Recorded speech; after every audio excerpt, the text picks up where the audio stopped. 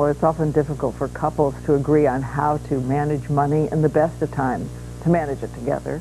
But when the economies go south, the fighting over family finances can really intensify, and experts say it can sometimes lead to something called financial infidelity. They actually use the term, and ABC's Juju Chang is here with more. Juju? Good morning, Diane. Financial infidelity happens when a spouse keeps secrets about finances.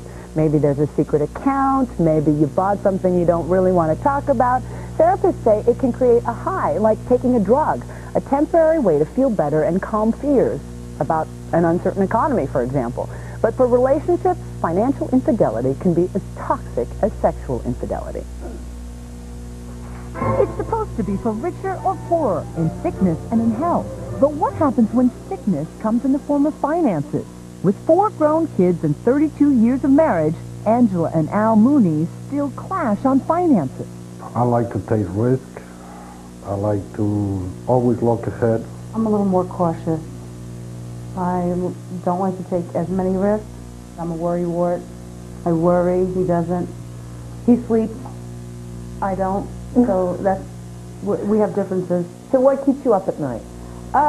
Worrying that maybe this time it wasn't the right thing to do. Or maybe I should have stopped him from pursuing that next adventure, because it seems like he's always on the edge. Al buys and renovates houses. He's an entrepreneur, a spender. She's a dental office manager and a saver. Back in the 80s, Al's auto body business was going belly up. But what's worse, he committed financial infidelity by lying to his wife about their finances.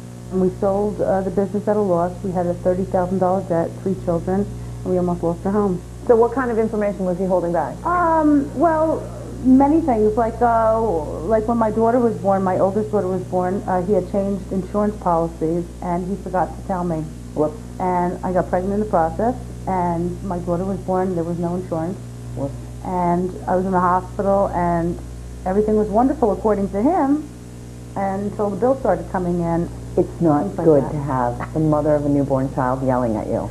I don't believe I was holding anything like that. I don't believe I was lying or holding anything. The reason why I did it is just to save her from getting all upset and whatever. I didn't feel it was necessary for me to tell her all the wrong things, all the bad things.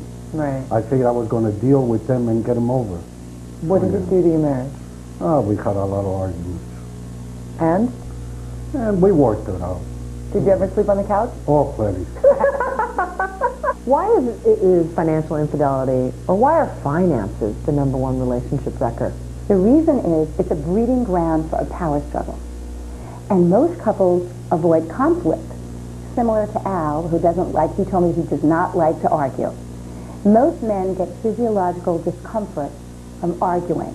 They walk out of the room, they'll do anything to avoid a conflict. And that's usually why they avoid telling the wife or the girlfriend what they're doing or what they're spending. But financial infidelity is a subtle form of cheating. Sometimes you don't even realize you're doing it. And a lot of people think that it's very benign because they're omitting something. When you omit something, that's the same as lying. Surveys suggest that women are reporting higher levels of stress about their finances and the economy than men. Therapist Bonnie Eaker-Weil sat down with Al and Angela, who she says are the classic example of how financial opposites attract. So Angela and Al, I was really impressed with how much you love each other and how you put your love and family before money. Money's come second, and family and love has come first, which I think is what brought you to the place that you're at now. The first thing I need you to do is to go counterintuitive. That means do the opposite. So I want you to save, and I want you to spend. Ooh, I like that. Okay? Not all the time, but, just try each other's roles out, right? Okay. Number 2, I want you to take 15 minutes a week to talk about money, okay, with that bulletproof vest on, okay? I also want you to separate money from other problems. So I want you to make time for fun, okay, and I want you to help him with that. Are you still going to live on the edge? Oh, yeah. She knows that about you, don't you? Yes, I do, to an extent. Now, according to one survey, just 51% of couples actually talk about money at all. And what's worse, they don't talk about it in the right way. Therapists suggest couples make an appointment to talk without attacks or accusations. Begin by setting financial goals and doing the B word, that's right, the budget, And just simply laying out all of your monthly expenses can be an instructive way to start. Yeah, my favorite instruction for marriages is don't criticize, just make a request. Keep it practical, not critical.